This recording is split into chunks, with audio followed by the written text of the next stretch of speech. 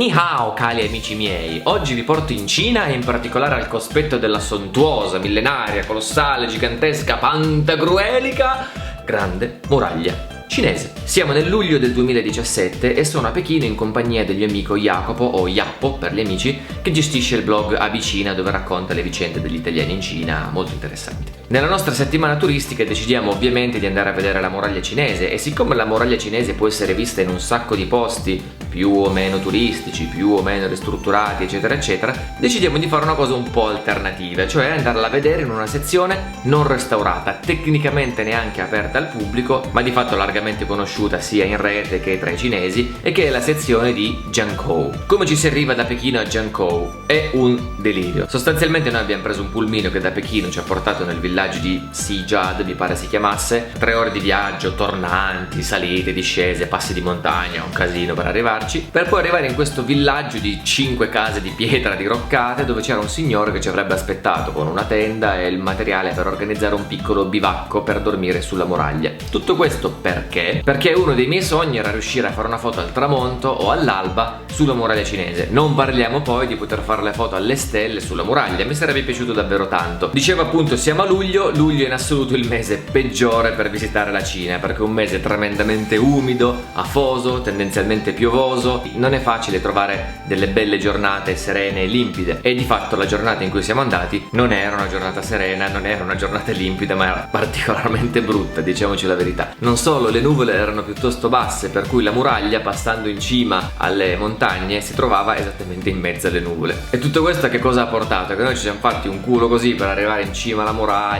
fai il trekking in mezzo al bosco, sali in cima, arrampicati, perché ovviamente è una sezione di muraglia non restaurata, non è che ci sono le scale, non ci sono i comfort per i turisti, ci sono una serie di sassi messi uno in pila all'altro, dove ti arrampichi sperando che la pila non crolli e tu non t'ammazzi mentre t'arrampichi, però in qualche modo ci arrivi, diciamo così. E dopo tutto sto sbattimento arriviamo su nebbia. Erano le 2 del pomeriggio, il nostro amichetto cinese con la tenda sarebbe salito intorno alle 7 di sera e noi dovevamo tornare la mattina successiva intorno alle 11 del mattino, per cui avevamo la bellezza di circa 18-19 ore da passare in mezzo alla nebbia. Per quanto possa sembrare strano, non ci sono locali attrattive o cose divertenti da fare in cima alla muraglia cinese, soprattutto nelle sezioni non restaurate. Così io e il mio amico iniziamo a parlare, a cianciare, a raccontarci un po' di cose. Curiosamente, per caso, per coincidenza, anche se io al caso delle coincidenze proprio non ci credo, sia io che Jacopo ci trovavamo in un momento di transizione, quei momenti in cui abbandoni qualcosa di vecchio per andare in qualcosa di nuovo,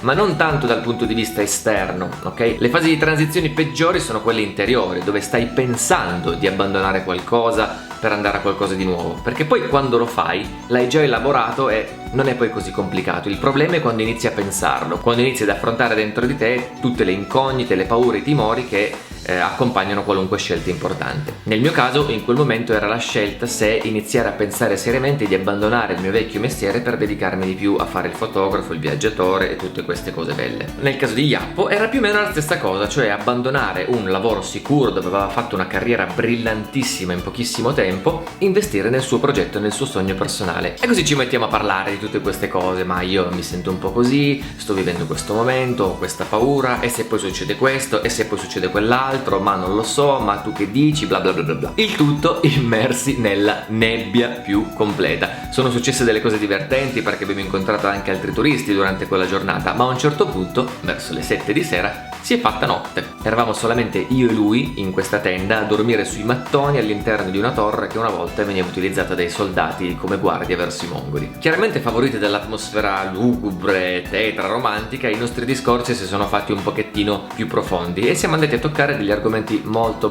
interessanti. In particolar modo io mi ricorderò sempre le parole che mi disse Jappo in quel momento. Per aiutarmi a comprendere meglio il momento che stavo passando mi disse: Stefano, prova a invertire la prospettiva, cioè invece di pensare a quello che potresti guadagnare o perdere tu dalla tua scelta, prova a pensare a quello che potrebbero guadagnare o perdere le altre persone. Quello per me fu davvero un momento di svolta di cui sarò per sempre grato a questo mio amico, perché veramente ha invertito l'ordine delle cose, ha invertito l'ordine dei fattori in campo, e fu quello il momento in cui decisi per la prima volta di fare sul serio, cioè di investire più tempo, più risorse, più energie nella mia passione, nelle cose che mi piace fare, nelle cose in cui credo essenzialmente. La stessa cosa la fece lui. Dopo qualche mese abbandonò il suo lavoro sicuro, stabile, redditizio per tuffarsi nell'ignoto e coltivare il suo sogno, il suo progetto, la sua startup. Oggi, a distanza di un anno, le cose stanno andando abbastanza bene entrambi. Chiaramente sono percorsi lunghi prima di poter dire ce l'ho fatta, ha voglia, la strada è lunga, dolorosa, ce n'è di roba da mangiare. Però tutti e due ci ricordiamo molto molto bene quella notte e i discorsi che hanno accompagnato quel momento immerso nella nebbia. Quando ci sentiamo e dobbiamo ricordare quel momento, li chiamiamo i discorsi della muraglia. In tutto questo non vi ho ancora parlato della foto di cui stiamo parlando oggi. Perché? Perché la foto è arrivata dopo tutto questo. Ci svegliamo all'alba, cioè alle 5 del mattino, nella speranza di poter vedere qualcosa. Ovviamente c'era ancora nebbia, solo che oltre alla nebbia erano arrivati altri 40 cinesi che avevano avuto la stessa identica nostra idea, cioè fare le foto all'alba. C'erano un paio di personaggi interessanti lì su. Uno, me lo ricordo, aveva una mantellina arancione fosforescente che lo vedevi vagare nella nebbia come un punto luce vagante, e un altro invece un tamarro allucinante con la giacca di pelle, aveva tipo 20-25 anni ma aveva la pelle che ne dimostrava 60, perché fumava come un disgraziato, faceva andare una sigaretta dopo l'altra, una e le buttava per terra, sputava, cose così. E poi c'era una tizia vestita da druida cinese con un flauto che si faceva fare le foto nella nebbia, e io e Iappo ci ammazzavamo dalle risate per dire ma che